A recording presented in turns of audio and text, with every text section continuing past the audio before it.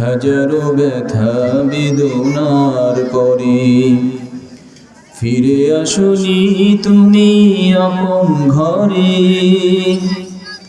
দিনের আলো তুমি ছড়িয়ে দিতে চলে গেলে মদিনায় মক্কা ছেড়ে। হে রাসূল তোমাকে ভুলি আমি কেমন করে। খেয়ে না খেয়ে দিন প্রচারের কাজে নিজেকে দিয়েছ বিলিয়ে। তাইফের কাফিরেরা চিনল না আলো, দুষ্ট ছেলেদের পিছু দিল লেলিয়ে।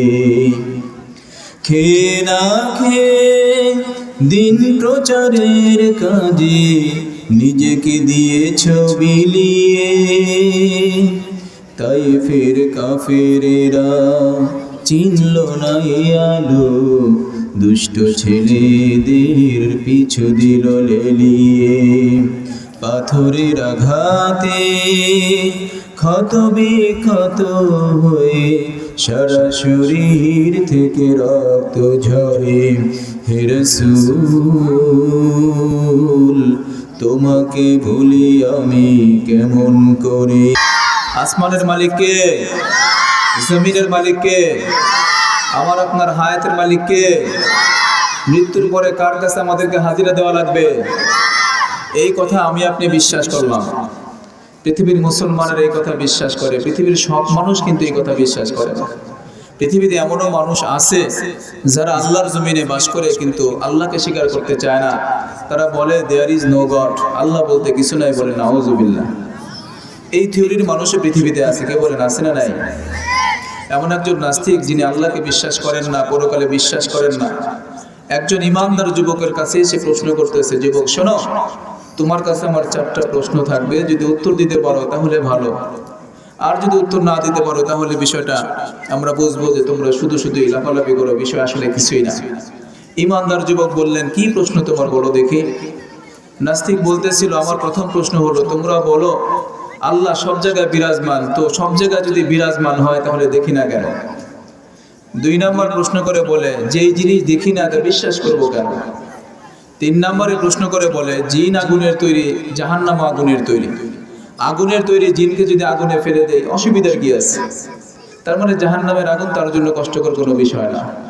4 নম্বরে প্রশ্ন করে বলে, তোমরা বলো যা কিছু হয় আল্লাহর হুকুমেই হয়, সব যদি আল্লাহর হুকুমেই হয় তাহলে তো বলা যায় চোর চুরি করছে আল্লাহর হুকুমে, ডাকাত ডাকাতি করছে আল্লাহর হুকুমে, জেনাকার জেনা করছে আল্লাহর হুকুমে, তাহলে পরকালে তো বিচারের কোনো প্রয়োজন দেখি না। কয়টা প্রশ্ন হলো? 4টা প্রশ্ন ছুড়ে দিয়েছে। ইমানদার যুবক চিন্তা করলেন, প্রশ্নের ধরনটা বেশি ভালো দেখা যাচ্ছে, কথা সত্য কিন্তু মতলব খারাপ, কথা ঠিক কিনা? কথা সত্য কিন্তু উদ্দেশ্য খারাপ।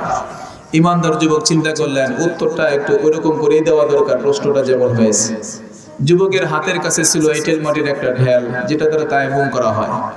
শক্ত করে বানানো একটা ঢেল হাতের কাছে ছিল, মাটির তৈরি। এই ঢেলখানা হাতে নিয়ে নাস্তিকের মাথার মধ্যে কষে একখানা মেরে দিয়েছে। নাস্তিক মনে মনে ভাবে, প্রশ্ন করলাম, উত্তর তো পেলামই না, প্রথম চান্সে যে অবস্থা, যদি কতক্ষণ এখানে থাকে না জানি পরের অবস্থা কত ভয়ঙ্কর হয়। এক দৌড়ে সেখান থেকে পালিয়ে বিচারকের দরবারে গিয়ে হাজির হয়ে বলতেছে, বিচারক মহোদয়, আমি প্রশ্ন করেছি, উত্তর দিলে দিবে, না দিলে নাই দিবে, আমাকে মারলো কেন, আমি বিচার চাইতে আসলাম। এই কথা বলতে না বলতে ইমানদার যুবক পিছনের দিক দিয়ে হাজির হয়ে গেছে। বিচারক ইমানদার যুবককে জিজ্ঞাসা করলেন, যুবক তুমি তার প্রশ্নের উত্তর না দিয়ে তাকে আঘাত কেন করেছো? যুবক বলে, জনাব আঘাত তো করি নাই, উনি যে প্রশ্ন করেছেন আমি প্রশ্নের উত্তরই কেবল দিয়েছি। সুবহানাল্লাহ। বিচারক থেকে বলে, এমন অদ্ভুত প্রশ্নের উত্তর তো জীবনে কোনোদিন শুনি নাই, ঢেল দিয়েও বুঝি আবার প্রশ্নের উত্তর দেওয়া যায়।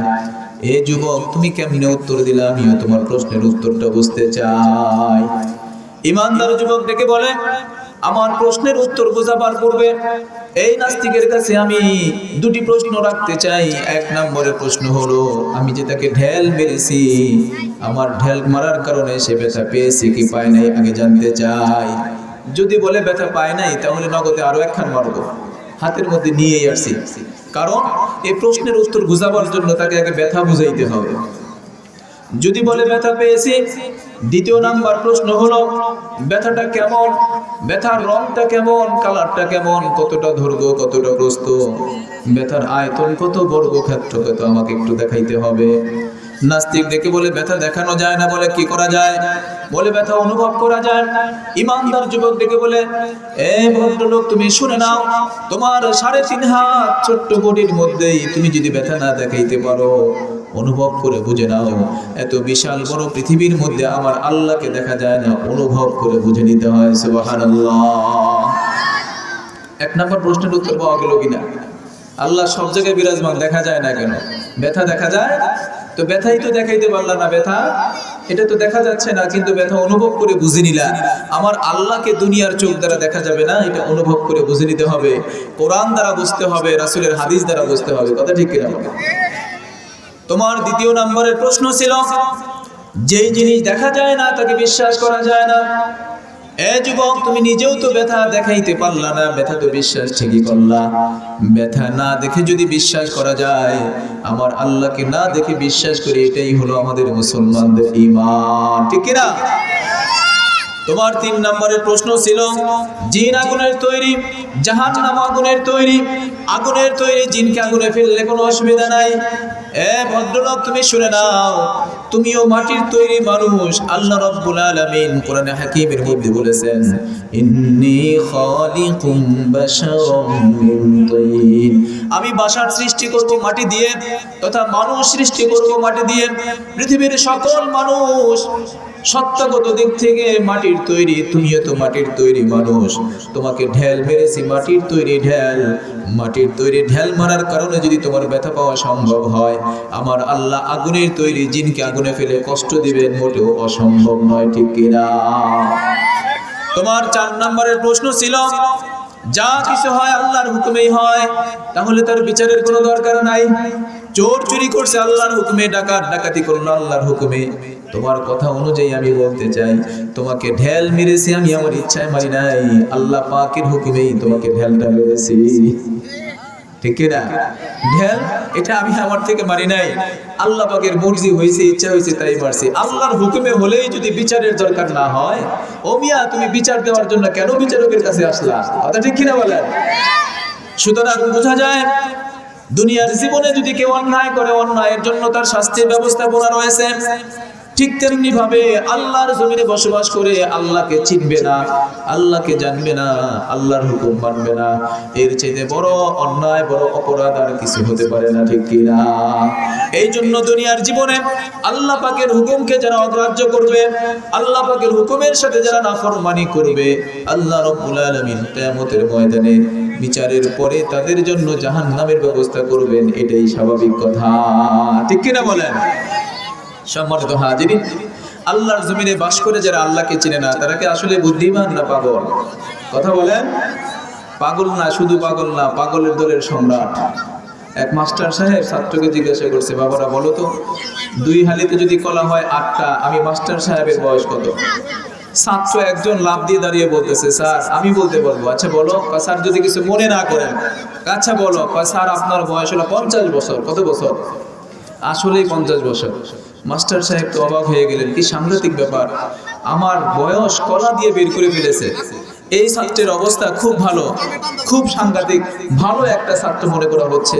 এই ছেলে তোর ভবিষ্যৎ খুব ভালো রে, তবে কথা হলো তুমি কোন সূত্র দ্বারা এটা বের করলে আমাকে একটু বলো তো। কয় স্যার আগেই তো বলছি কিছু মনে করা যাবে না। আচ্ছা বলো দেখে কি কেমনি তুমি বাড়ি করলা? কয় স্যার আমার এলাকায় এক চাচা আছে, আধা পাগল, ওটার বয়স হলো 25। আপনি যেহেতু স্যার ফুল, এই জন্য 25 দুগুণা 85 তো হওয়ার কথা। কি বলেন? কথা ঠিক কিনা? না হলে কোথায় কলা আর কোথায় আপনার বয়স? প্রশ্নের সাথে কোনো মিলছিল নাই। তো আল্লাহর জমিনে বাস করে যারা আল্লাহকে চিনে না, তারা মোটেও বুদ্ধিমান হতে পারে না। আবু জেহেল নিজেকে খুব বুদ্ধিমান মনে করছিল। আল্লাহর পরিচয় না পেয়ে, রাসূলকে রাসূল না মেনে সে নিজেকে খুব বড় বুদ্ধিমান মনে করেছিল।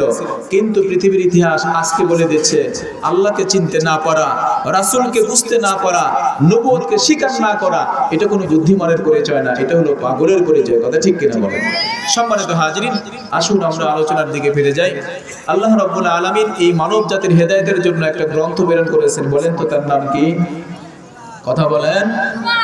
এতগুলা মানুষের এত কম আওয়াজ কেন? আপনারা কি ভয় পাচ্ছেন? ভয় আছে কোনো?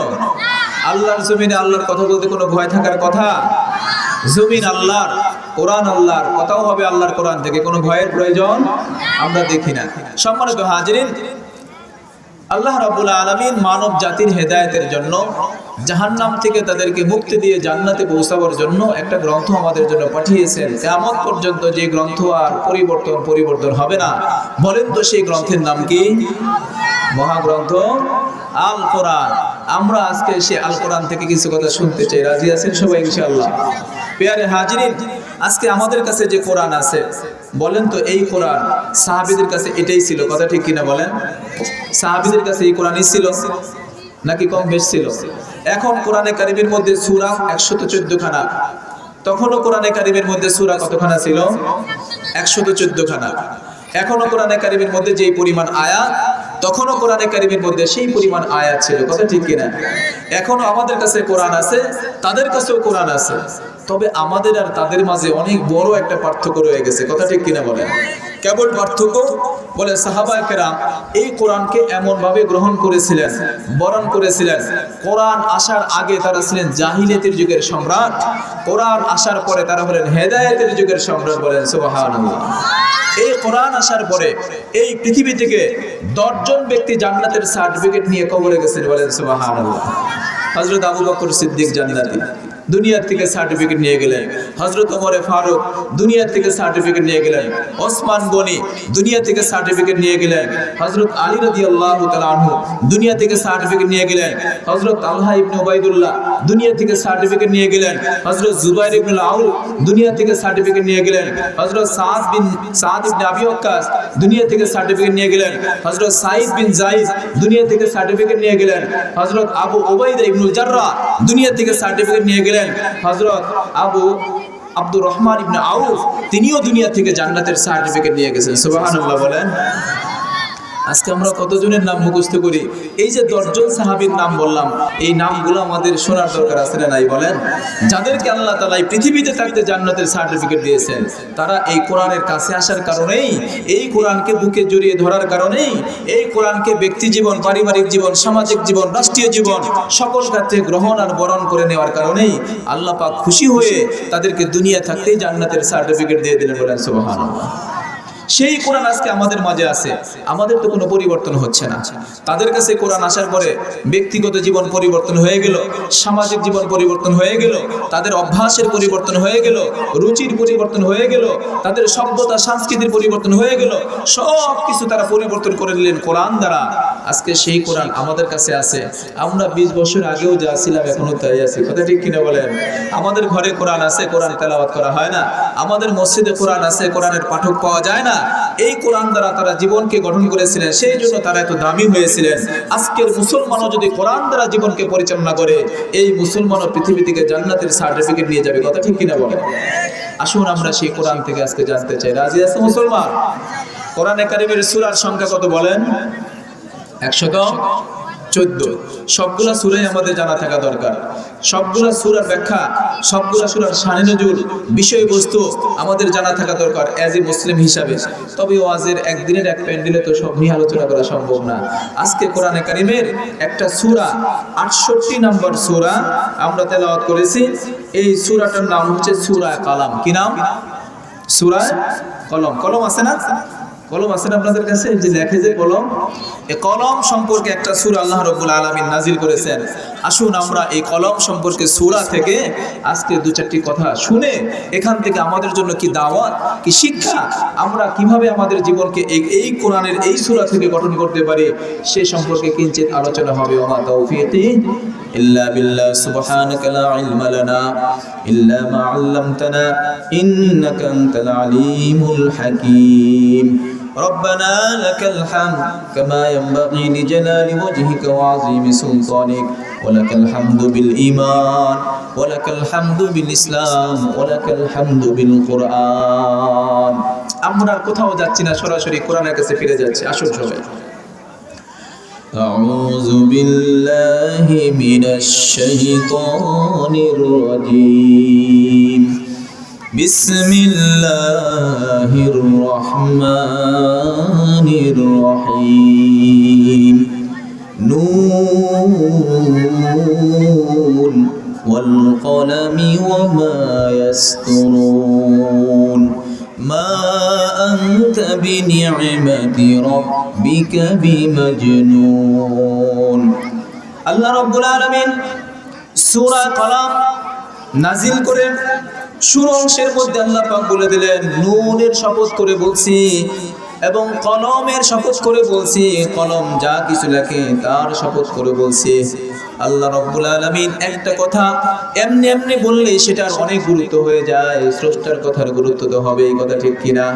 তারপরেও কি এমন কথা বলতে চান যে কথা বলার শুরুতেই আল্লাহ রাব্বুল আলামিন এতগুলা কসম খেয়েছেন, তার মানে বোঝা যায় এখানে গুরুত্বপূর্ণ একটা সাবজেক্ট নিয়ে আলোচনা করা হবে, কথা ঠিক কিনা? আল্লাহ বলেন নুন, নুনের শপথ করে বলছি, ওয়াল কলাম, কলমের শপথ করে বলছি, ওয়া মা ইয়াসতুরুন, কলম যা কিছু লেখে তার শপথ করে বলছি। এতগুলা শপথ বাক্য ব্যবহার করার পরে কি কথাটা বললেন? মা আনতা বিনি'মাতি রাব্বিকা বিমাজনুন। ওগো নবীজি, আপনি আপনার রবের অনুগ্রহের কারণে কোরশেন কালেও পাগল হতে পারেন না, বলেন সুবহানাল্লাহ।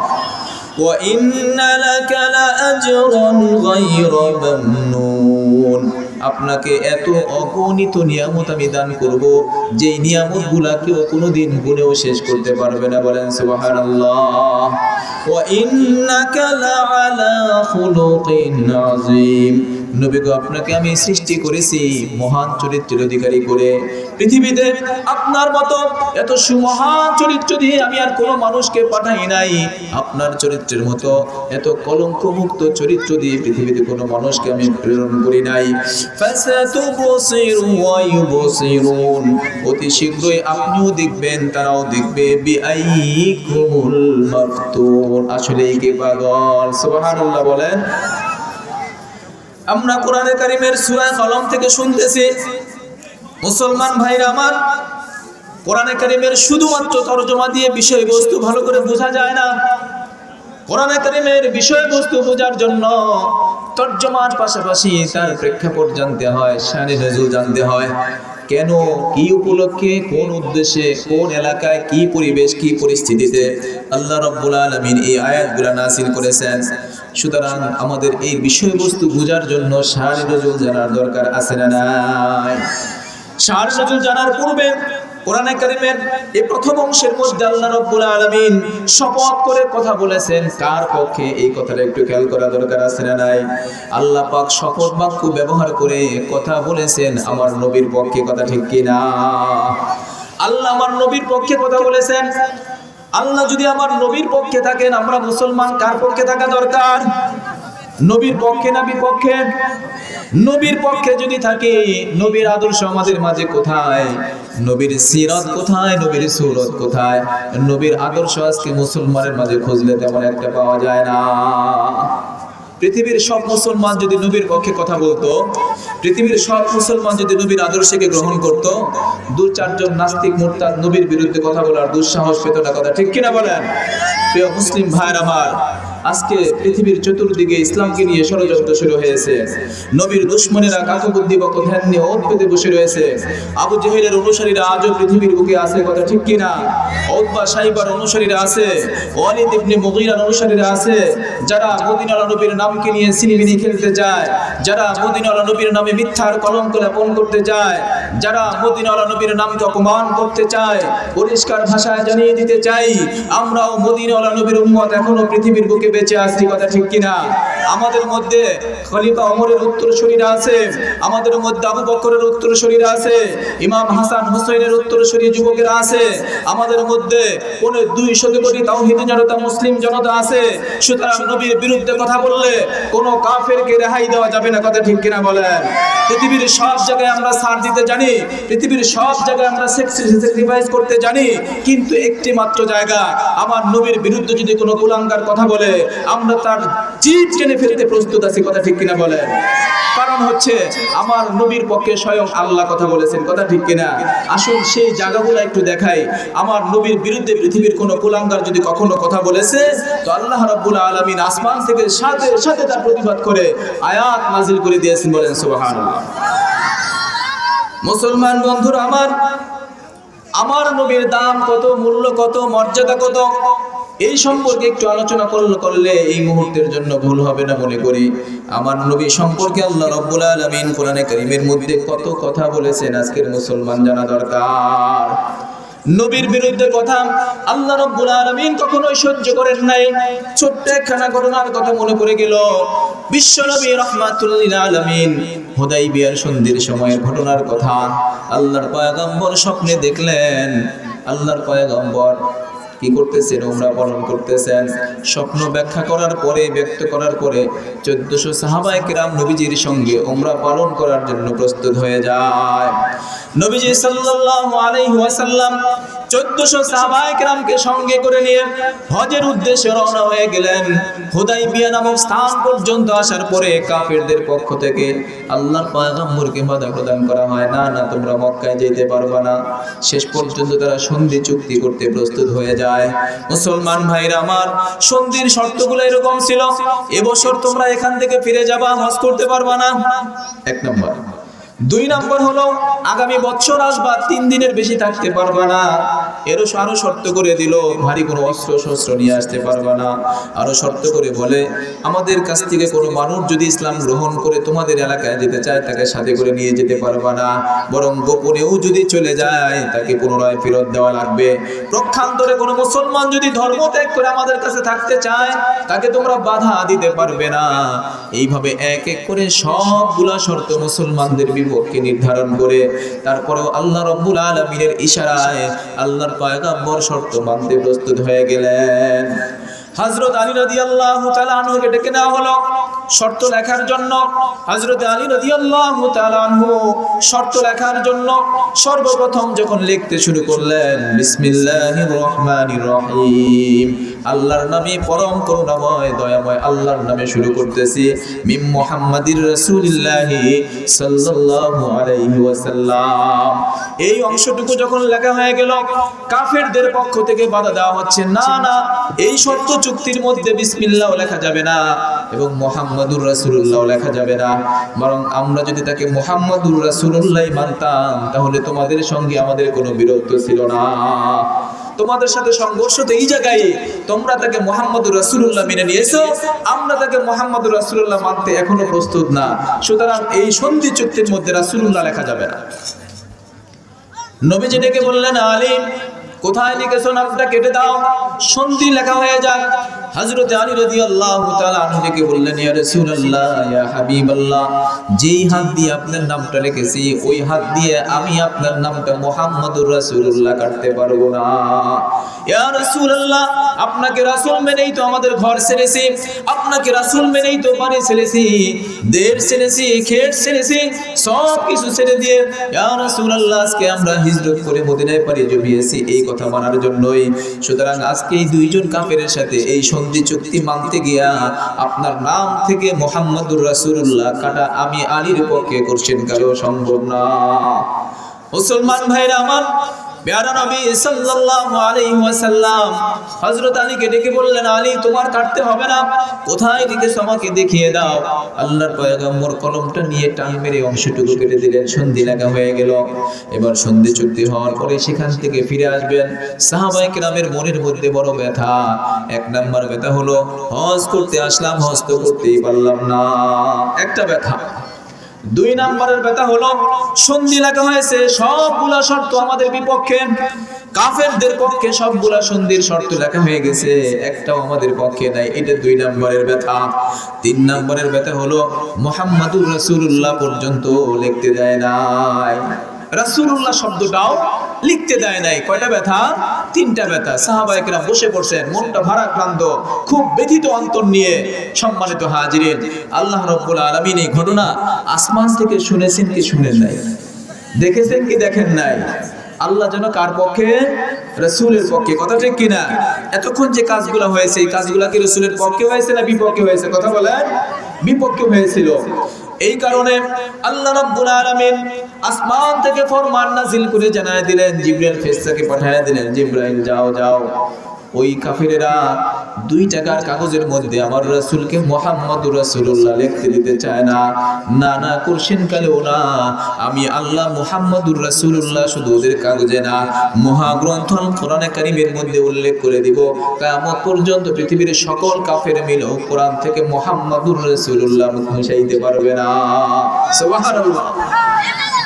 জিবরাইল ফেরেশতা আয়াত নাযিল হয়ে গেলেন, সূরা মুহাম্মদ নাযিল হয়ে গেল। জিবরাইল ফেরেশতা এসে শোনায় দেয়, মুহাম্মাদুর রাসূলুল্লাহ ওয়াল্লাযীনা মাআহু আশিদ্দাউ আলাল কুফফার রুহামাউ বাইনাহুম। এ কাফের সম্প্রদায় ভালো করে শুনে নাও, তোমাদের অল্প টাকার কাগজের মধ্যে সত্যি সন্ধির শর্তের মধ্যে মুহাম্মাদুর রাসূলুল্লাহ লিখতে দাও নাই, কিন্তু আমার আল্লাহ নবীর পক্ষে, আমার আল্লাহ নবীকে এতটাই ভালোবাসেন, নবীর নামটাকে মুহাম্মাদুর রাসূলুল্লাহ এমন ভাবে বহাল করে দিলেন, কিয়ামত পর্যন্ত পৃথিবীর সকল কাফের মিলেও মুহাম্মাদুর রাসূলুল্লাহ কোরআন থেকে মিশাইতে পারবে না, ঠিক কি না? মুসলমান ভাইরা আমার, নবীজি সাল্লাল্লাহু আলাইহি সাল্লামকে আল্লাহ রাব্বুল আলামিন কতটা মহব্বত করতেন, ভালোবাসতেন একটা ঘটনা বললাম। আরো একটা ঘটনার কথা মনে পড়ে গেল, যখনই আল্লাহর পয়গম্বরের বিরুদ্ধে কোনো কাফের কথা বলেছে আল্লাহ রাব্বুল আলামিন সঙ্গে সঙ্গে তার প্রতিবাদ করে দিয়েছে। কাফেররা একবার বলে, ইয়াকুলুল্লাযীনা কাফারু লাস্তা মুরসালা।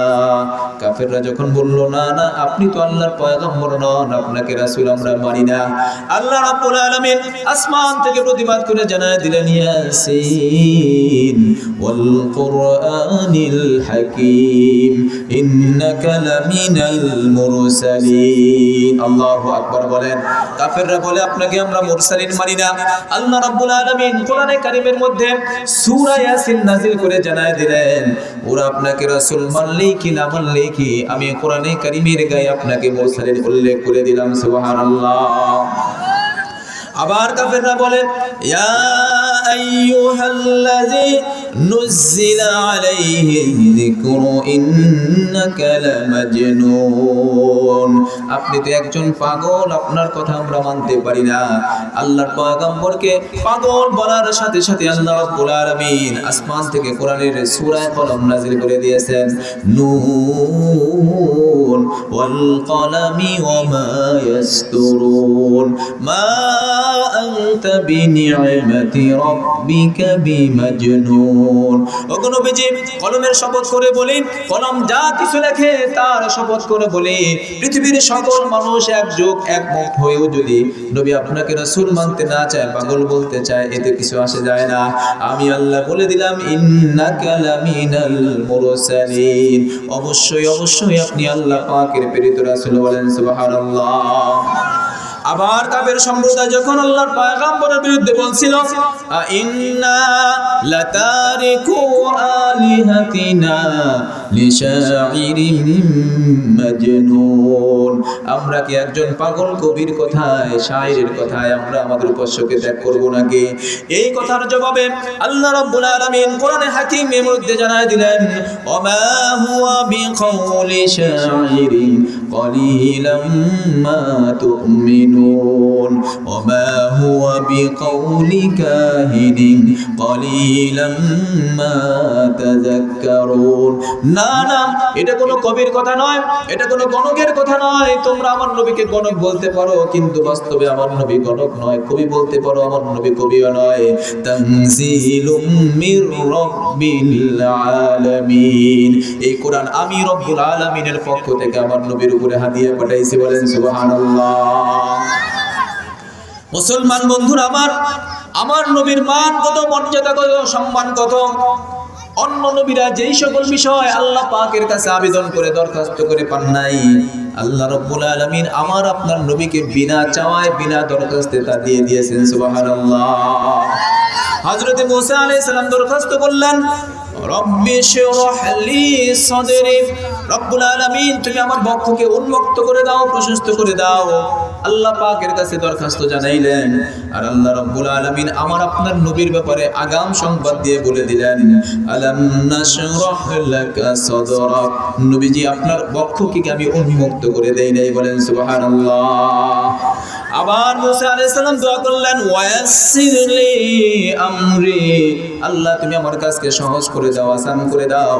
আর আল্লাহ রাব্বুল আলামিন আমার আপনার নবীর ব্যাপারে কোরআনে কারীমে ঘোষণা করে দিলেন, ওয়াদা'না আনকা উযরাক, নবী আপনার বোঝাকে কি আমি হালকা করে দেই নাই। আবার মুসা পয়গম্বর দরখাস্ত করলেন, রব্বি আরিনি আনজুর ইলাইক, আল্লাহ তোমাকে দেখতে চাই, দেখার মতো একটু সুযোগ করে দাও। আল্লাহ রাব্বুল আলামিন বললেন, ক্বালা লান তারানি, না না আমাকে দেখার সুযোগ তোমাকে দেওয়া হবে না। আর আল্লাহ রাব্বুল আলামিন আমার আপনার নবীর ব্যাপারে বললেন, সুম্মা দানা ফাতাদাল্লা ফাকানা কাবা কাউসাইনি আও আদনা, আল্লাহু আকবার বলেন। আমার আপনার নবীকে আল্লাহ রাব্বুল আলামিন মেরাজে নিয়ে আল্লাহ পাকের কাছাকাছি অবস্থান করা অবস্থায়, সুম্মা দানা ফাতাদাল্লা ফাকানা কাবা কাউসাইনি আও আদনা, দুই দোনোকে একত্র করলে, কাছাকাছি করলে যতটা কাছাকাছি হয়, আমার রাসূলকে আল্লাহ রাব্বুল আলামিন মেরাজের রজনীতে ততটা কাছাকাছি বসিয়ে কথা বলার সুযোগ করে দিয়েছেন, সুবহানাল্লাহ। আমার নবীর মর্যাদা কত কোরআন থেকে আপনাদেরকে শোনাবার চেষ্টা করতেছি। অন্য নবীদেরকে আল্লাহ রাব্বুল আলামিন যখন ডাক দিয়েছেন, তাদেরকে নাম ধরে ধরে ডাক দিয়েছেন। কোরআন বলছে, ওমা তিলকা বিয়ামিনিকা ইয়া মূসা, হে মূসা তোমার হাতের মধ্যে কি? মূসা পয়গম্বরকে আল্লাহ ডাক দিলেন, নাম ধরে ডাক দিলেন, ঠিক কি না? আবার ইব্রাহিম পয়গম্বরকে ডাক দিলেন, ইয়া ইব্রাহিম ক্বাদ সাদ্দাকতা রুইয়া, ইব্রাহিম তুমি স্বপ্নকে বাস্তবে পরিণত করেছো। দাউদ আলাইহিস সালামকে যখন আল্লাহ পাক ডাক দিলেন, ইয়া দাউদ ইন্না জাআলনাকা খলিফাতান ফিল আরদ, হে দাউদ জমিনের মধ্যে তোমাকে আমি খলিফা বানাইছি, প্রতিনিধি বানাইছি। ইয়াহইয়া আলাইহিস সালামকে ডাকলেন, ইয়া ইয়াহইয়া খুযিল কিতাবা বিকুওয়া, ঈসা আলাইহিস সালামকে যখন ডাকলেন, ইয়া ঈসা ইন্নী মুতাওয়াফফিকা ওয়া রাফিউকা ইলাইয়া, যাকারিয়া আলাইহিস সালামকে যখন ডাকলেন, ইয়া যাকারিয়া ইন্না নুবাশশিরুকা বিগুলাম, হযরত নূহ আলাইহিস সালামকে যখন ডাকলেন, ইয়া নূহ বিসালামিন মিন্না ওয়া বারাকাতিন আলাইক, আদম পয়গম্বরকে যখন আল্লাহ রাব্বুল আলামিন ডাকলেন, বললেন, ইয়া আদম উসকুন আনতা ওয়া যাওজুকাল জান্নাহ। সকল নবীদেরকে আল্লাহ রাব্বুল আলামিন ডেকেছেন, নাম ধরে ধরে ডেকেছেন, কিন্তু আমার আপনার নবীকে আল্লাহ রাব্বুল আলামিন যখন ডাক দিয়েছেন, তখন শুধু নাম ধরে বলেন নাই, ইয়া মুহাম্মদ এইভাবে বলেন নাই। আল্লাহ কতটা সম্মান দিয়ে আমার আপনার নবীর নামটাকে উচ্চারণ করেছেন, ইয়া আইয়ুহান নাবিয়্যু ইন্না আরসালনাকা শাহিদাও ওয়া মুবাশশিরাও ওয়া নাযীরা, ইয়া আইয়ুহান নাবিয়্যু, আবার বলছেন, ইয়া আইয়ুহার রাসূলু বাল্লিগ মা উনজিলা ইলাইকা মির রাব্বিক। প্যারা হাজিরিন, বলতেছিলাম অন্য নবীদেরকে যখন আল্লাহ রাব্বুল আলামিন ডেকেছেন, তখন নাম ধরে ধরে ডেকেছেন, কিন্তু আমার আপনার নবীকে যখন ডেকেছেন, তখন নাম ধরে ডাকেন না, ইয়া আইয়ুহান নাবিয়্যু ইয়া আইয়ুহার রাসূল বলেছেন, সুবহানাল্লাহ। খারাপ লাগতেছে আপনাদের? কষ্ট হচ্ছে? আলোচনা চলবে? আরো দেখেন আমার আপনার নবীর মান মর্যাদা কত। আল্লাহ রাব্বুল আলামিন যখন অন্য নবীদের উপরে সালাম প্রেরণ করেছেন, তখন এই ভাষায় বলেছেন, সালামুন আলা ইব্রাহিম, আবার বলেছেন সালামুন আলা ইলিয়াসিন, আবার বলেছেন সালামুন আলা মূসা ওয়া হারুন, আবার বলেছেন সালামুন আলা নূহিন ফিল আলামিন। আর যখন আমার আপনার নবীর উপরে সালাম প্রেরণ করেছেন, আল্লাহ রাব্বুল আলামিন ভাষাটা কত মধুর ভাষা ব্যবহার করেছেন, ইন্নাল্লাহা ওয়া মালাইকাতাহু ইউসাল্লুনা আলান নবী ইয়া আইয়ুহাল্লাযীনা আমানু সাল্লু আলাইহি ওয়া সাল্লিমু তাসলিমা। আল্লাহু আকবার বলেন। মুসলমান বন্ধুরা আমার, অন্য নবীদেরকে সালাম প্রেরণ করার সময় সরাসরি নাম ধরে ধরে বলেছেন, কিন্তু যখন আমার আপনার নবীর উপরে আল্লাহ পাক সালাম প্রেরণ করলেন তখন শুধু একানর ইন্নাল্লাহা, নিশ্চয় আল্লাহ রাব্বুল আলামিন, ও মালাইকাতাহু, এবং সকল ফেরেশতারা আল্লাহর পয়গম্বরের উপরে রহমত এবং দরুদ পাঠ করে বলেন সুবহানাল্লাহ।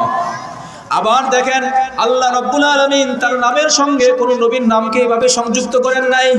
আল্লাহর নামের সঙ্গে অন্য কোন নবীর নাম কোরআনে কারীমের মধ্যে সংযুক্ত করে ব্যবহার করা হয় নাই, কিন্তু আমার আপনার নবীর নাম কোরআনে কারীমের অসংখ্য জায়গায় আল্লাহ রাব্বুল আলামিনের নামের পাশে লেখা হয়েছে সুবহানাল্লাহ। বারাআতুম মিনাল্লাহি ওয়া রাসূলিহি ইলাল্লাযীনা আহাদতুম মিনাল মুশরিকিন। আল্লাহ পাক এইখানে নিজের নামের সঙ্গে আমার রাসূলের নামটাকে ব্যবহার করেছেন সুবহানাল্লাহ। আবার আল্লাহ রাব্বুল আলামিন নিজের নামের সঙ্গে ব্যবহার করলেন তুমিনুনা বিল্লাহি ওয়া রাসূলিহি, আল্লাহর প্রতি ঈমান আনবে যারা, রাসূলের প্রতি ঈমান আনবে যারা, আমিনু বিল্লাহি ওয়া রাসূলিহি। আবার বললেন কাফারু বিল্লাহি ওয়া রাসূলিহি। আল্লাহর নামের সঙ্গে একটা মাত্র নাম সংযুক্ত হয়েছে, সেটা আমার আপনার নবীর নাম। কথা ঠিক কিনা? মুসলমান বন্ধুরা আমার, এতক্ষণ পর্যন্ত সংক্ষিপ্ত কিছু কথা আমরা বুঝাইতে চেষ্টা করেছিলাম। আমার আপনার নবীর মর্যাদার সমান পৃথিবীর কোনো মানুষের মর্যাদা আল্লাহ পাক দান করেন নাই, ঠিক কিনা? সুতরাং সেই নবীর বিপক্ষে যখন কেউ কথা বলে তখন আল্লাহ তার প্রতিবাদ করেছেন। তার দু চারটা মিসাল আপনাদের সামনে তুলে ধরেছি। নবীর পক্ষে আমাদের থাকার দরকার আছে না নাই বলেন? এবার আসুন আমরা কোরআনে কারীমের সূরার শানে নজুলের দিকে ফিরে যাই। মুসলমান বন্ধুরা আমার, বিশ্ব নবী রাহমাতুল লিল আলামিন নবুয়ত পাওয়ার পরে যখন কালিমায়ে তাওহীদের দাওয়াত পেশ করতে শুরু করলেন, ওয়া আনজির আশীরাতাকাল আকরাবিন, আপনি আপনার প্রিয়জনদেরকে, আপনজনদেরকে, নিজ বংশের লোকদেরকে আপনি আল্লাহ পাকের প্রতি আহ্বান করেন, ভীতি প্রদর্শন করেন। আল্লাহর পয়গম্বর যখন কালিমার দাওয়াত দিতে শুরু করলেন, মক্কায় 40 বছর পর্যন্ত নবীর পক্ষে যে মানুষগুলো ছিল, নবীকে যারা আল আমিন উপাধি দিয়েছিল, আজকে সেই মানুষগুলাই নবীর বিপক্ষে চলে যায়। কথা ঠিক কিনা? মুসলিম শরীফের একটা হাদিসের মধ্যে এসেছে, এই আয়াত নাজিল হওয়ার পরে ওয়া আনজির আশীরাতাকাল আকরাবিন, আপনি আপনার আকরাবিন যারা নিকটতম আত্মীয়স্বজন তাদেরকে আল্লাহর প্রতি ডাকেন, ভয় দেখান। নবীজি সাল্লাল্লাহু আলাইহি সাল্লাম সাফা পাহাড়ে উঠে তিনি লোকদেরকে ডাকলেন, ইয়া সাবা ইয়া সাবা, চিৎকার করে ডাকলেন। লোকজন সমবেত হয়েছে। নবীজি যখন বললেন, দেখো আমি যদি এখন তোমাদেরকে বলি পাহাড়ের অপর প্রান্তে তোমাদের জন্য দুশমন অপেক্ষা করতেছে, তোমরা কি আমার কথা মেনে নিবা? তখন সকলে সমস্বরে চিৎকার দিয়ে বলল, কেন নয়, আপনার কাছ থেকে আজ পর্যন্ত কোনোদিন মিথ্যা শুনি নাই। সুবহানাল্লাহ। অতঃপর যখন নবীজি বললেন, তোমরা যে মূর্তি পূজা করতেছো, শিরক করতেছো, আল্লাহর সাথে অংশীদার করতেছো, এখান থেকে যদি তোমরা ফিরে না আসো, এই কাজ যদি তোমরা বন্ধ না করো, তাহলে টুটেন টুমরো অতি শীঘ্রই তোমাদের উপরে আল্লাহ পাকের আযাব চলে আসবে। এই কথা যখন নবীজি জানাইলেন, শিরক থেকে ফিরে আসার জন্য যখন বললেন, আল্লাহর সাথে অংশীদার করার থেকে যখন ফিরে আসার জন্য বললেন, অন্য সময়ের কথা আলাদা। এই কথা বলার সঙ্গে সঙ্গে কিছু মানুষ নবীর বিপক্ষে চলে গেল, আর নিজের চাচা আবুল আহাব সেও আল্লাহর পয়গম্বরের বিপক্ষে চলে গিয়ে বলে, তাব্বাল্লাকা লিহাযা জামাআতানা, এ মুহাম্মদ সাল্লাল্লাহু আলাইহি ওয়াসাল্লাম, তুমি কি এই কথা বলার জন্য আমাদেরকে আহ্বান করেছো নাকি? আমরা যুগ যুগ ধরে যে পূজা অর্চনা করে আসতেছি, এটার বিপক্ষে তুমি কেন কথা বললা? আমরা মানি না। এই কথা বলে সে পাথরখণ্ড হাতে নিয়েছে, নবীর মাথায় আঘাত করবে। এই কথা বলার পরে আল্লাহ রাব্বুল আলামিন আসমান থেকে আবারও প্রতিবাদ জানিয়ে সূরা লাহাব নাযিল করে দিয়েছেন। মুসলিম শরীফের এক বর্ণনার মধ্যে এসেছে, তাব্বাত ইয়াদা আবি লাহাবি ওয়া তাব মা আগনা আনহু মালুহু ওয়া মা কাসাব সায়াসলা নারান যাতা লাহাবি ওয়া মুরাআতু হাম্মালাতাল হাতাব ফি জিদিহা হাবলুম মিন মাসাদ। আল্লাহু আকবার বলেন। যে আবু লাহাব আল্লাহর পয়গম্বরের কালিমার দাওয়াত শোনার পরে, হকের দাওয়াত শোনার পরে, কোরআনের আহ্বান শোনার পরে আল্লাহর পয়গম্বরের বিরোধিতা করেছে, সঙ্গে সঙ্গে আল্লাহ রাব্বুল আলামিন তার ধ্বংসের খবর পৌঁছায় দিয়েছেন। কথা ঠিক কিনা? নবীজি সাল্লাল্লাহু আলাইহি সাল্লাম দাওয়াত শুরু করলেন। প্রথম দিকে কিছু মানুষ ডিভাইডেড হয়ে গেল, আরো আস্তে আস্তে কিছু মানুষ নবীজির বিপক্ষে লেগে গেল। কিছুদিন পরে নবীজির চাচা আবু তালিবের কাছে বিচার দিল, মামলা দিল, তাতেও কাজ হয় না। আবু তালিব ডেকে বললেন, মুহাম্মদ সাল্লাল্লাহু আলাইহি সাল্লাম আরবের লোকেরা তোমার বিপক্ষে অভিযোগ নিয়ে আসছে, তুমি ভেবে দেখো কি করবে। নবীজি বললেন, চাচা যান, আরবের লোকেরা আবার ডান হাতে যদি সূর্য দেয়, বাম হাতে যদি চাঁদটা এনে দেয়, আর যদি তারা মনে মনে ভাবে আমি কালিমা ছেড়ে দিব, দাওয়াত ছেড়ে দিব, এটা কোশ্চেন কালো হতে পারে না। এই কাজ করতে করতে আমার জীবন দিতেও আমি প্রস্তুত আছি, কিন্তু কালিমা তাওহীদের কথা আমি বলা বন্ধ করতে পারবো না। বলেন সুবহানাল্লাহ। নবীজি সাল্লাল্লাহু আলাইহি ওয়াসাল্লাম কালিমার দাওয়াত পেশ করতে লাগলেন। আস্তে আস্তে দুশমনের দল ভারী হচ্ছিল, আবু লাহাবের দল ভারী হচ্ছিল, উতবা শাইবা আবু জেহেল ওয়ালিদ ইবনে মুগীরার দলেরা ভারী হচ্ছিল। কথা ঠিক কি না? একটু জিকির করেন লা ইলাহা ইল্লাল্লাহ।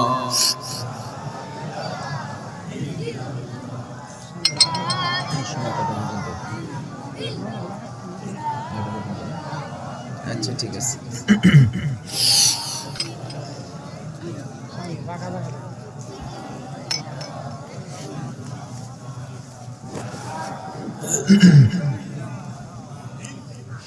লা ইলাহা ইল্লাল্লাহু মুহাম্মাদুর রাসূলুল্লাহ সাল্লাল্লাহু আলাইহি সাল্লাম।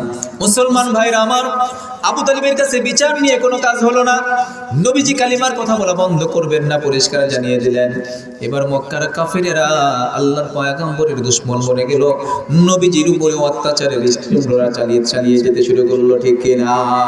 আল্লাহর পয়গম্বর কাবার চত্বরে নামাজরত অবস্থার মধ্যে আবু জেহেল এবং তার দলের লোকেরা তাজা উটের নারী ভুঁড়ি একত্র করে আমার আপনার নবীর মাথার উপরে চাপিয়ে দিয়েছে, যাতে করে নবী শ্বাসরুদ্ধ হয়ে মারা যায়। হযরত ফাতেমা রাদিয়াল্লাহু তাআলা আনহা ছোট্ট নাবালিকা মেয়ে, বাবার এই দুরবস্থা দেখে তিনি চিলের মতো দৌড়িয়ে গিয়ে বাবার মাথার উপর থেকে নারী বলে সরায় আল্লাহর পয়গম্বরকে সেখান থেকে বাড়িতে নিয়ে আসে। এইভাবে একের পর এক নবীজিকে রাস্তায় অপমান করে, নবীজির বিপক্ষে স্লোগান দেন, নবীজিকে বিভিন্নভাবে হাস্যনাস্ত করে, নবীজির স্লোগানকে বন্ধ করতে চায়, কিন্তু আল্লাহর পয়গম্বরের স্লোগান বন্ধ করতে পারে না। এই কথা ঠিক কি না? শেষ পর্যন্ত হজের মৌসুম চলে আসলো। কিসের মৌসুম? হজের মৌসুম যখন চলে আসলো, হজ মৌসুম আসার পরে লোকেরা বড় বিচলিত হয়ে পড়লো। এতদিন যাই বলেছি না করেছে সে তো ভিন্ন কথা, আমাদের ব্যক্তিগত দুশমনির কারণে মুহাম্মদ আলামিনকে আমরা নবী বলে স্বীকার করতে চাই না। কিন্তু এবার হজের মৌসুমে দূর দূরান্ত থেকে যখন লোকেরা আসবে, মুহাম্মদ আলামিনের জাদুমাখা কণ্ঠের কোরআনে কারিমের তেলাওয়াত যখন শুনবে, তখন আমাদের কোনো কথাই তো কাজে আসবে না। মানুষেরা দলে দলে ইসলাম গ্রহণ করে ফেলবে। তাদের টেনশন এখন কম না বেশি? মহা মুসিবতে পড়ে গেল, টেনশনে পড়ে গেল। এতদিন পর্যন্ত আমরা জুলুম অত্যাচার যাই কিছু করলাম, এটা তো একটা গণ্ডির মধ্যে ছিল, একটা নির্ধারিত সীমারেখার মধ্যে ছিল, আমরাই শুধু জানতাম। এবার তো বহির্বিশ্ব থেকে লোকেরা আসবে হজ করার জন্য, তারাই এসে যদি মুহাম্মদ আলামিন সাল্লাল্লাহু আলাইহি সাল্লামের কোরআন থেকে শুনে, এই কথা শোনার পরে তারা তো বিশ্বাস করবে, তারা তো কালিমা পড়ে মুসলমান হয়ে যাবে, মুহাম্মদ আলামিনের দল তো ভারী হয়ে যাবে। সুবহানাল্লাহ। এই জন্য তারা পরামর্শ সবাই বসে গেল। দারুন নাদওয়া ছিল ওই সময়ের পরামর্শ কেন্দ্র। কাফেররা গুরুত্বপূর্ণ সিদ্ধান্তগুলা দারুন নাদওয়াতে বসে বসে করত। এবার পরামর্শ সাপেক্ষে তারা সিদ্ধান্ত নেবে হজের মৌসুমে কি কৌশল অবলম্বন করলে মুহাম্মদ আলামিনের কাছ থেকে মানুষকে ফেরানো যায়। এক একজন পরামর্শ দেয়, কেউ বলে তাকে জাদুকর বলো, কেউ বলে তাকে এটা ওটা বলো, কবি বলো, সাহিত্যিক বলো, নানাবিধ কথার প্রস্তাব আসে। শেষ পর্যন্ত তাদের মধ্যে বয়স এবং বিচক্ষণতায় একজন খুব পারদর্শী ব্যক্তি ছিল, তার নাম ছিল ওয়ালিদ ইবনে মুগীরা। নামটা কি?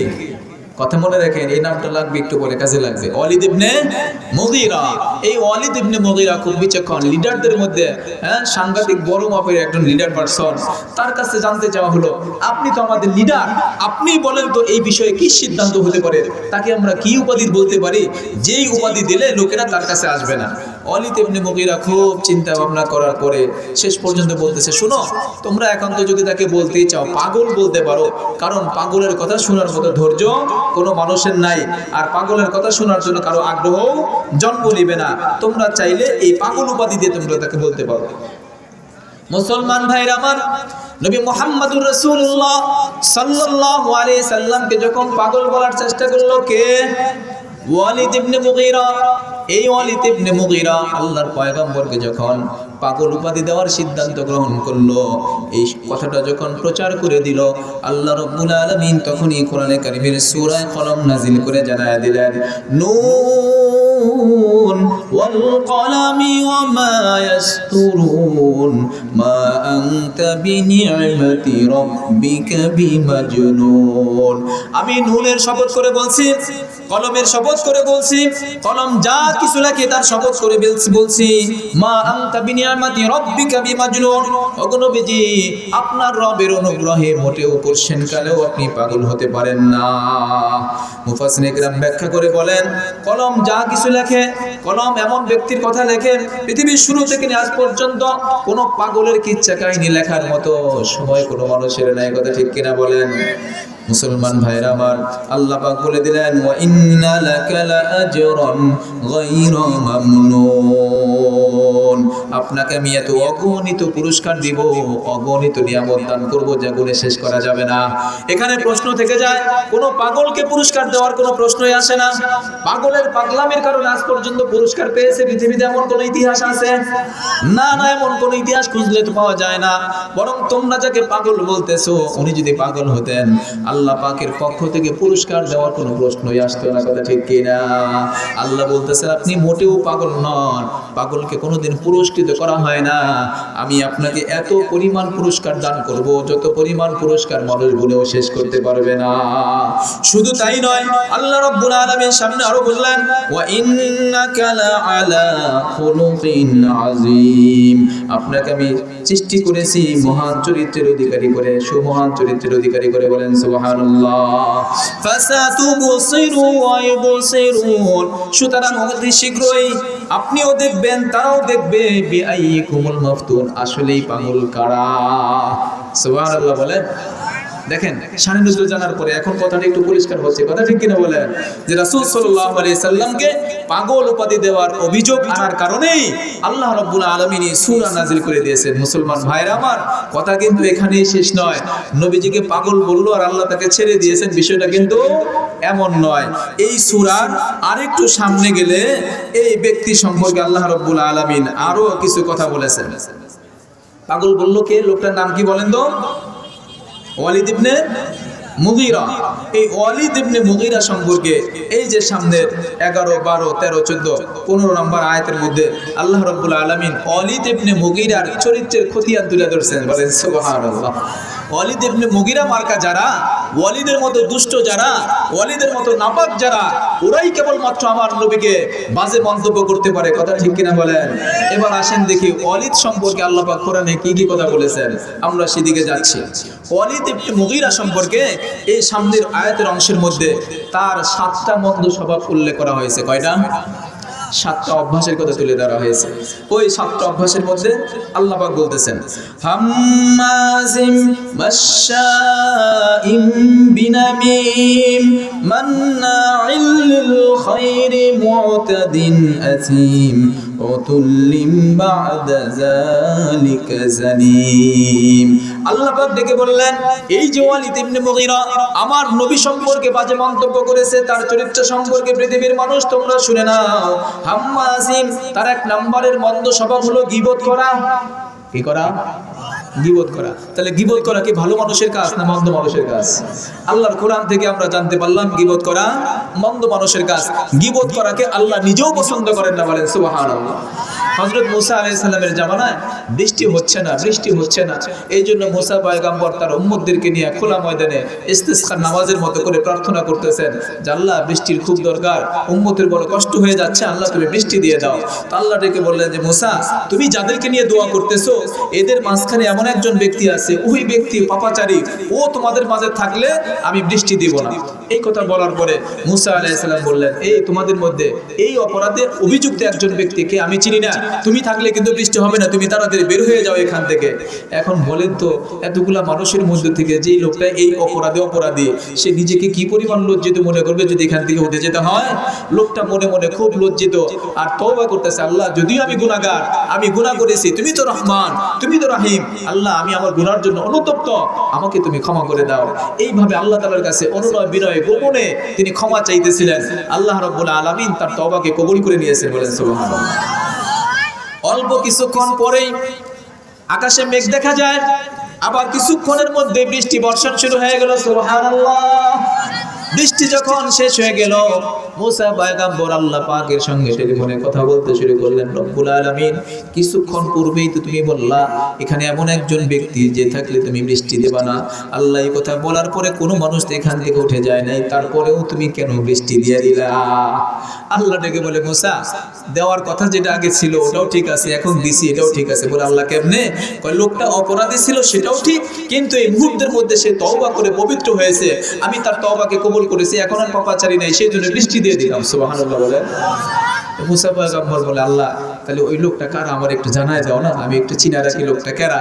আল্লাহ কয়, দেখো আমি নিজেই গীবত করতে না করি আর আমি নিজেই তোমার কাছে গীবত করবো, এটা সম্ভব নয়। তার পরিচয় আমি গোপন রেখেছি, যদি আমি প্রকাশ করে দিই তাহলে গীবত হয়ে যাবে। সুতরাং বোঝা যায় গীবত সাংঘাতিক একটা বড় অপরাধ। আল্লাহ তাআলা নিজেও গীবতকে কি করেন না, পছন্দ করেন।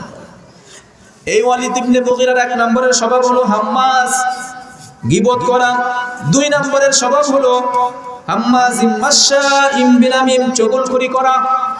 গীবত এবং চগলখড়ির মধ্যে একটা পার্থক্য আছে। গীবত করা হচ্ছে একজনের কথা আরেকজনের কাছে বলা, এতটুকুই। চগলখড়ি হচ্ছে একজনের কথা তার কাছে বলা, তার কথা আবার এখানে এসে বলা, উভয় পক্ষে কথা লাগায় দেওয়া, যেটা যাতে করে মানুষের মধ্যে দুশমনির সৃষ্টি হয়, শত্রুতার সৃষ্টি হয়, ফাটল সৃষ্টি হয়, এটাকে বলা হয় চগলখড়ি। ওয়ালিদ ইবনে মুগীরার মধ্যে এই অভ্যাসটাও ছিল। 3 নম্বরের অভ্যাসের কথা বলে মান্নাইল লিল খায়র, এই লোকটার মন্দ অভ্যাসের মধ্যে আরেকটা অভ্যাস হলো সৎ কাজে সবসময় বাধা প্রদান করে। কোরআনের প্রচারে যারা বাধা দেয় এরাও এই দলের লোক, কথা ঠিক কিনা? কোরআনের প্রচারে বাধা দেওয়া এটা কি সৎ কাজ না অন্যায় কাজ? বলেন। জমিন কার? আল্লাহর জমিন। কোরআন কার? আল্লাহর। আল্লাহর জমিনে আল্লাহর কোরআনের কথা বলতে যদি কেউ নিষেধ করে, সে কি ন্যায় কাজ করলো না অন্যায় কাজ করলো? এখন বুঝে করুক না বুঝে করুক, এটা কিন্তু অন্যায়, কথা ঠিক কিনা বলেন? মান্নাইল লিল খায়র, ভালো কাজে বাধা দান করে, এই লোকটার এটাও একটা অভ্যাস রয়েছে।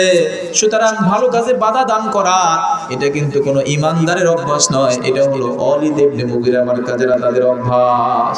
আমরা সমাজে অনেক সময় দেখি মন্দ কাজ হয়, কেউ বাধা দিতে আসে না, কিন্তু একটা ভালো কাজ যখন শুরু হতে যায় তখন সেখানের মধ্যে বিভিন্ন বাধা আসে, কথা ঠিক কিনা? এই বাধা যারা দিবে ভালো কাজের মধ্যে, বুঝতে হবে তার সাথে ওয়ালিদের গোপন সূত্র যোগাযোগ আছে, কথা ঠিক কিনা বলেন? ওয়ালিদ ইবনে মুগীরার 4 নম্বরের বৈশিষ্ট্য হলো মুতাদিন, অত্যাধিক জুলুমকারী। মানুষের উপরে জুলুম করা, অন্যায়ভাবে অন্যের হক নষ্ট করা, জুলুম চাপিয়ে দেওয়া, অত্যাচার করা, নির্যাতন করা, মানুষকে হেস্তনেস্ত করা, এই কাজের সাথে যারা সম্পৃক্ততা রাখবে তাদের সাথে ওয়ালিদ ইবনে মুগীরার হাসর হবে, কথা ঠিক কিনা? আল্লাহর পয়গম্বর বলেন, ইত্তাকু দাওয়াতাল মাজলুমি ফাইন্নাহু লাইসা বাইনাহা ওয়া বাইনাল্লাহি হিজাব। বলে মাজলুমের দোয়া থেকে, মাজলুমের অভিসম্পাত থেকে তোমরা নিজেদেরকে বাঁচায় রাখো, বেঁচে থাকো। কারণ মাজলুম যখন আল্লাহ পাকের দরবারে হাত তুলে দোয়া করে, ওই দোয়ার মাঝে আল্লাহর আরশের মাঝে কোনো পর্দা থাকে না, বলেন সুবহানাল্লাহ। তাহলে এটা ছিল তার অভ্যাস, অত্যাধিক অত্যাচারী, জুলুমকারী। তার 5 নম্বরের বৈশিষ্ট্য হলো আসিম। আসিম মানে হলো পাপিষ্ঠ, সব রকমের পাপের সাথে তার যোগাযোগ আছে। এমন পাপিষ্ঠ যে হবে, এই ব্যক্তির সাথে ওয়ালিদ ইবনে মুগীরার হাসর হবে, কথা ঠিক কিনা? 6 নম্বর হলো উতুল্লিন, বদমেজাজি। বদমেজাজি লোক, হাদিসে পাকের মধ্যে এসেছে মাইহরামুর রিফকা ইহরামুল খায়র, যেই ব্যক্তি নম্রতা থেকে বঞ্চিত হবে ওই লোকটা আল্লাহ পাকের রহমত থেকেও বঞ্চিত হবে, বলেন নাউজুবিল্লাহ। যেই হৃদয়ের মধ্যে নম্রতা নাই ওই হৃদয়ের মধ্যে আল্লাহর রহমত প্রবেশ করে না, ঠিক কি না? কোটি টাকার মালিক দেখো অভাব হয় না দূর, গরিব ঘুমায় আরাম করে মনটা বাহাদুর। হৃদয় থাকিবে যার নম্রতা সদা, রহমত আসিবে হেতা প্রভুর তার। উঁচু জমিন থেকে পানি নিচু জমিনে যায়, তেমনি খোদার রহমত আসে নম্রতার হৃদয়। কথা ঠিক কিনা? ফেরাউনের লাশটা দেখো মিশর জাদু ঘরে, খায় না মাটি পোকা মাকড় সবাই ঘৃণা করে। কথা ঠিক কিনা? মুসলমান বন্ধুরা আমার, হৃদয় যদি শক্ত হয়ে যায়, শক্ত হৃদয়ের মধ্যে আল্লাহর রহমত প্রবেশ করে না। জমিন যখন শক্ত হয়ে যায়, চৌচির হয়ে যায়, ফেটে যায়, ওই জমিনের মধ্যে কোনো ফসল উৎপাদন হয় না। সুতরাং আল্লাহর রহমত পাওয়ার জন্য হৃদয়টা নরম হওয়ার দরকার আছে না নাই? এই ছিল তার 6 নম্বরের বৈশিষ্ট্য। ওয়ালিদ ইবনে মুগীরার 7 নম্বরের বৈশিষ্ট্য হলো বাদা যালিকা জানিম। আল্লাহ রাব্বুল আলামিন বলে দিলেন, 6টা তো বললাম ওর চরিত্র সম্পর্কে, ওর 7 নম্বরের বৈশিষ্ট্য হলো, ওর চরিত্রের খতিয়ান হলো, এই লোকটা হলো জারজ সন্তান। নাউজুবিল্লাহ বলেন। এই লোকটা কি? জারজ সন্তান। দেখেন ঘটনা এবার কোন দিক গড়াচ্ছে, যাচ্ছে কোন দিক। নবীর মিশনকে বন্ধ করার জন্য ওয়ালিদ ইবনে মুগীরা আল্লাহর পয়গম্বরকে পাগল বলে দিয়ে নিজেকে মুক্ত করার চেষ্টা করেছিল, আল্লাহর নবীর মিশনকে বন্ধ করে দেওয়ার চেষ্টা করেছিল। মিশন তো বন্ধ হয় নাই, ফলাফল কি দাঁড়ালো? একদিকে এই মক্কার লোকেরা যখন হজের মৌসুম চলে আসছে, যখন এই মানুষের কাছে দাঁড়ে দাঁড়ে ঘরে ঘরে বোঝানোর চেষ্টা করেছে আমাদের এলাকায় এক পাগল লোকের আবির্ভাব হয়েছে, এই কথা শোনার সঙ্গে সঙ্গে আল ইনসানু হারিসুন ফিমা মুনিয়া, মানুষকে যেই কাজে নিষেধ করা হয় ওই কাজের প্রতি মানুষের আকর্ষণ একটু বেশি জন্ম নেয়। কথা ঠিক কিনা? এই কথার প্রচারের পরে ফল দাঁড়ালো, দলে দলে মানুষেরা এসে আল্লাহর পয়গম্বরের হাতে হাত দিয়ে কালিমা পড়ে মুসলমান হয়ে যাচ্ছে। সুবহানাল্লাহ। অন্যদিকে ওয়ালিদ ইবনে মুগীরা যে পরামর্শ দিয়েছিল, তার সামনে কোরআনে কারীমের আয়াত নাযিল হয়ে গেছে, 7টা মন্দ সিফত নিয়ে কথা বলা হয়েছে। 6 নাম্বারটা সম্পর্কে ওয়ালিদ ইবনে মুগীরা ভাবে, এতক্ষণ পর্যন্ত কোরআন যা আমার ব্যাপারে বলেছে সবগুলা ঠিকই আছে, আসলে আমি হাম্মাস, আমি গীবতকারী, আসলে আমি চগলখড়ি করি, আসলে আমি সৎ কাজে বাধা দেই, আসলে আমি অত্যাধিক জুলুম করি, আসলে আমি পাপিষ্ঠ, আসলে আমি বদমেজাজি। 6টা গুণ ওয়ালিদ ইবনে মুগীরা খুঁজে দেখে যে তার মধ্যে বিদ্যমান আছে।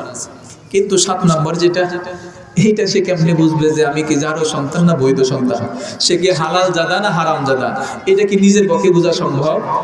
ওয়ালিদ ইবনে মুগীরা চিন্তা করে, কোরআন 6টা আমার ব্যাপারে বলছে, 6টা যখন ঠিক আছে, বাকি 7 নম্বরটা এইটা ঠিক না ভুল এটাও আমি একটু যাচাই করে দেখি। কোরআন তো কখনো মিথ্যা কথা বলে না। কথা ঠিক কিনা বলেন? মুসলমান ভাইরা আমার, ওয়ালিদ ইবনে মুগীরা এবার এক দৌড়ে গিয়ে মায়ের কাছে উপস্থিত হয়ে গেল। মায়ের কাছে গিয়ে উপস্থিত হয়ে মায়ের সাথে দুর্ব্যবহার, বৈধ সন্তান হলে মায়ের সঙ্গে ভালো ব্যবহার করবে, এটাই স্বাভাবিক। কিন্তু সন্তান যদি অবৈধ হয়, জারজ হয়, হারামজাদা হয়, ও তো মায়ের সম্মানের প্রতি মোটেও খেয়াল করবে না। ওয়ালিদ বাড়ি থেকে দেখে মা বাড়িতে নাই, কোথায় গেছে? বলে পাশের বাড়িতে। ওয়ালিদ দৌড়ায় খোলা তরবারি নিয়ে পাশের বাড়িতে গেছে। পাশের বাড়িতে গিয়ে বলে, এদিকে আসো, তোমার সাথে আজকে আমার বোঝাপড়া আছে। মায়ে কয়, বাবা কি হয়েছে তোর?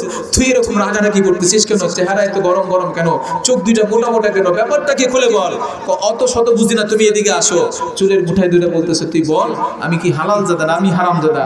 কারণ আমি মুহাম্মদ আলামিনের বিপক্ষে একটা সিদ্ধান্ত দেওয়ার কারণে কোরআনে কারিমে আমার বিপক্ষে আয়াত নাযিল হয়ে গেছে, 7টা মন্দ সিফাতের কথা আমার বিরুদ্ধে বলা হয়েছে। এই 7টার মধ্যে থেকে 6টা আমি 100% ঠিকঠাক পেয়েছি, কিন্তু 7 নাম্বারটা জানার জন্য তোমার বিকল্প নাই। তুমি কেবলমাত্র বলতে পারবা আমি কি তোমার বৈধ সন্তান না অবৈধ সন্তান। তাড়াতাড়ি বলো, না হলে কিন্তু রক্ষা নাই। মুসলমান ভাইরা আমার, ওয়ালিদ ইবনে মুগীরার মা এবার মাথাকে ঠান্ডা করে চোখটাকে নিচের দিকে নামিয়ে বলতেছে, এ ওয়ালিদ শুনে না, মুহাম্মদ আলামিনের বিরুদ্ধে আর লাগতে যাস না, মুহাম্মদ আলামিনের বিপক্ষে আর কোনো কথা বলিস না। আজকে যে কথা বলেছে কথা 100% সত্য। তোর বাবা বাড়িতে ছিল না, তোর বাবা ব্যবসার কাজে দীর্ঘদিন পর্যন্ত বাহিরে ছিল।